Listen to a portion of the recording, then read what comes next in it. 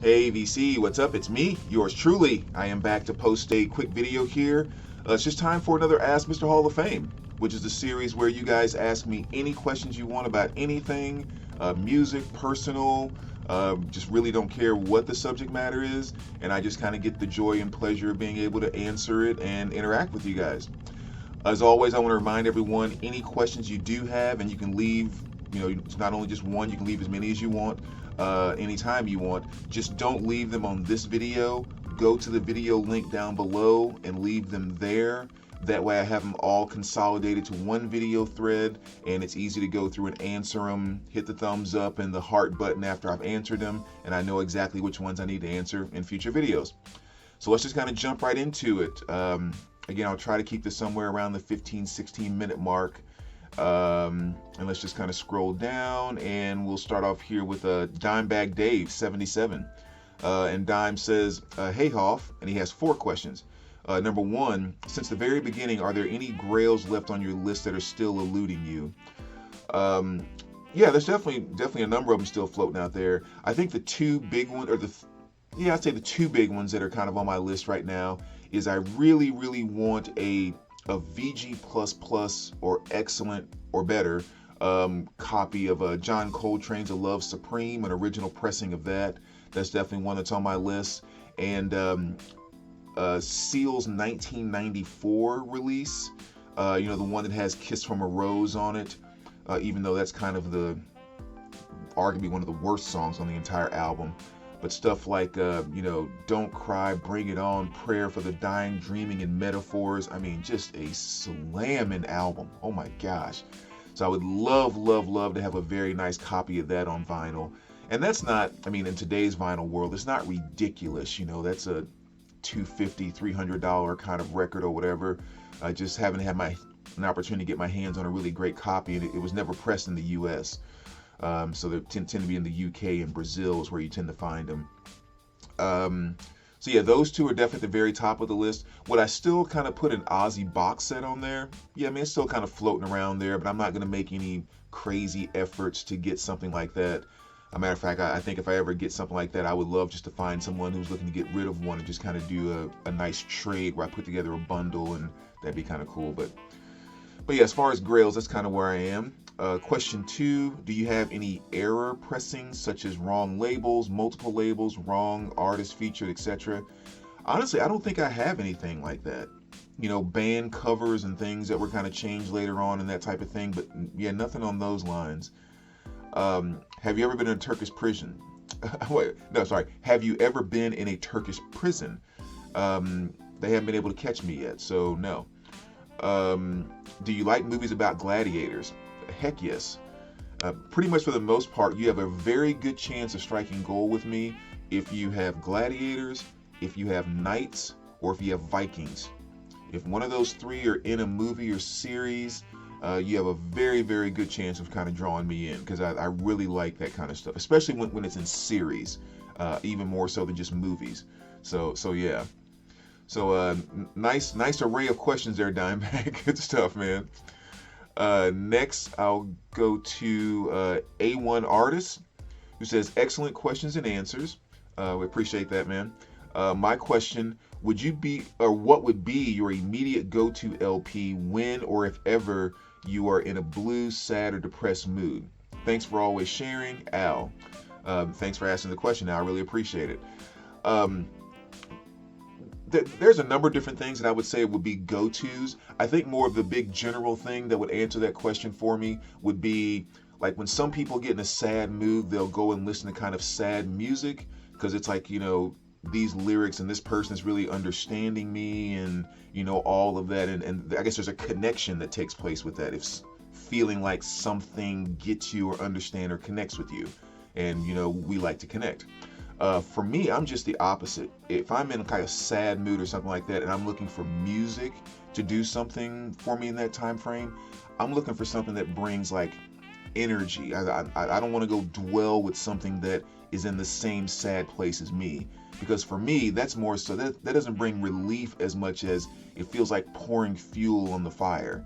It's like now there was one bit of sadness in the room, now there's even more sadness in the room, and that sadness is just breeding more sadness. Like, that's the way it works for me.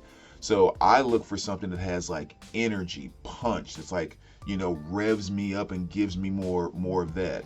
So I mean, there's so many things that could kind of fit in that category. All right, sorry, phone was ringing there. So like, for example, I just kind of randomly went and pulled 5 really quick to give you an idea of what some of those things might be. So something like The Cult. I think about being in my car and putting on a song like She Sells, blah, blah, I can't talk. She Sells Sanctuary. And, like that's one of those type of songs just gets me like revved up and pumped up. Pretty much any Godsmack. When I throw Godsmack on, it's automatic, just kind of energy, that type of thing. And When Legends Rise has been one of my go-to albums for them for the last year or so. I've just really, really fallen in love with that album. Again, something like The Cure, Kiss Me, Kiss Me, Kiss Me. When you have stuff on here like Just Like Heaven, that's one of those songs that I can't jam that song and get immersed into it. And like, there's just no way to be in a negative mood without the, just the energy that comes from that song. And in my mind, arguably one of, if not the greatest pop song of all time. And yeah, I said it. And then sometimes too, it may not be just like upbeat energy. It could just be an album that just takes you to a very, very positive place. And Idle Wild South by the Allman Brothers is definitely one that does that. I'll put on a song like a Midnight Rider, which is, definitely kind of, a slower, groovy type of southern rockish kind of song. But I mean that really simple guitar riff of that doom doom doom doom, and just the way it just like repeats over and over, and then I know something about that. I can just close my eyes and get inside of that riff and just ride it all the way through, and that song just takes me to a very positive place, which of course is where I want to go if I'm in a sad or down mood. And then you have some like just kind of always a given, Stone Temple Pilots Core. In my opinion, one of the heaviest albums ever put out. And this is just one of those albums where negativity just can't hang in the room with it. And that there's too much punch, it's too thick, it's too heavy. It's almost like it pushes negativity out of the room. It pushes it out of you because there's just not enough space to occupy because of just how thick and heavy that album is. That the album takes up too much space. It takes up too much emotional space. So those are just kind of 5 of what's probably the hundreds and hundreds of examples I could pull out. But I tend to lean towards energy when I want to get something positive. So a really good question there. Let's see, scroll down, and where we at time is? Oh yes, 8 minutes, so we're doing good. So we'll go to the one and only Concrete Buddy. So he has a question here that says, new one for you, B. Just had my first experience with a troll on my channel. The guy only commented negatively on several of my videos, but was never even a subscriber. Finally had to block him. Was curious, in the years you've been doing this, have you had any trolls litter your video comment section with nonsense? If so, how did you handle it? I know we have a shared belief in the First Amendment protections, and I truly don't believe in easily silencing contrasting opinions. Totally with you on that one. So a part of me really struggled with blocking this person. Curious your thoughts, my friend. Really, really good question, man. Kind of stuff I love to talk about too. I would say there's kind of maybe 2 key parts there, which is like how do I handle trolls, and then what you mentioned about shared belief in the First Amendment and not wanting to silencing contrasting opinions and kind of struggling with that. So let me start with that second part, because that's actually the one that is kind of immediately more clear to me. Number one, let me just say, just the fact that you are worried or at least have a concern or a thought that you may be silencing someone that's saying stuff that you hate or that you don't like, I should say, like that in of itself tells me that 99 times out of 100, you would never fail on what you decide to do when you're concerned about whether you're ever squashing anyone's free speech or not. Because like to me, that is exactly the mindset that we should have, is that it's the stuff that I don't like hearing the most, that's the speech that I need to protect. Because you don't need to protect the stuff that you like hearing. That's easy to take in the stuff that you like hearing. So that just once again shows me the awesome level of guy that you are. But I would say this is a situation where I wouldn't quite apply that First Amendment type of process or thought process to it, mainly because when we're talking about YouTube, um, YouTube is like the community, right? Like YouTube is the millions and millions of people. It's like the city, or it's the state, or it's the country. Your YouTube channel is like your individual home, because your YouTube channel is yours. Like it's nobody else's stuff or anything. Like it's your content, it's your home. So just like in regular life, I think if you were throwing a dinner party and there's a neighbor that lives down the street that you just don't get along with, and you just, you guys always butt heads, and you're just like, I'm just gonna leave him alone. He leaves me alone, and that's fine. You may not invite him to that dinner party, right? Which most everyone would say that's kind of common sense. Like we all would just say, yeah, I just kind of don't invite the people that come to my house I don't get along with. I think YouTube as an individual creator is the same thing. Your channel is your house. When you're making videos, you're making a nice vinyl dinner video, if you will, and you're just saying, this person, just when they come over for a dinner party, they just always want to cause trouble. I'm just not going to invite them to my dinner party. That to me is what you're doing when you block someone from your channel on YouTube. Now, when you are YouTube, when you are the entire community, when you are the state, when you are the country, and now you're blocking people from being a part of that community, that's a whole different ball game. So in a scenario like that, let's say someone was saying stuff to me on my channel that I didn't like, and I blocked them. And then I found out YouTube blocked them and cut off their channel because of the things they said to me. If I had the power or the ability, I would fight for that person to get put back on YouTube and have their channel turned back on, even if I still had them blocked from my channel because I don't like the things that they say. So that's two very, very different things. So I wouldn't struggle with that as much if you really are there, because you have the right just to determine who you invite into your house or not. We don't have the right to determine whether someone can be a part of the community. That's a whole different thing. So that's kind of my take on that. On the how do you handle it part, the one thing I always think about that is that there's kind of two key pieces to how I go about dealing with trolls. What I find most of the time is that, a lot of trolls that I've dealt with, they're not even talking about the content of anything I said or what I'm doing. So that tells me kind of one thing right up front. This is a person that's just trying to get a reaction out of you. They aren't actually even talking about content or anything of that nature. And like I was saying about the connecting with the sad music a minute ago, I think it's kind of a very human thing to want to connect and need to connect. And I think it's kind of sad that there's a lot of people out there that don't understand that they're doing some of the negative things that they're doing because they actually are looking for a connection with someone. Even because there's even some payoff that they get if they receive that anger back from you. That it's in a kind of a twisted human kind of way.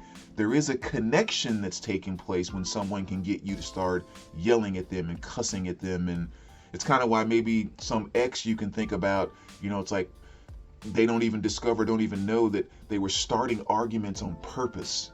And it's like, I would never start an argument on purpose. No one wants to argue.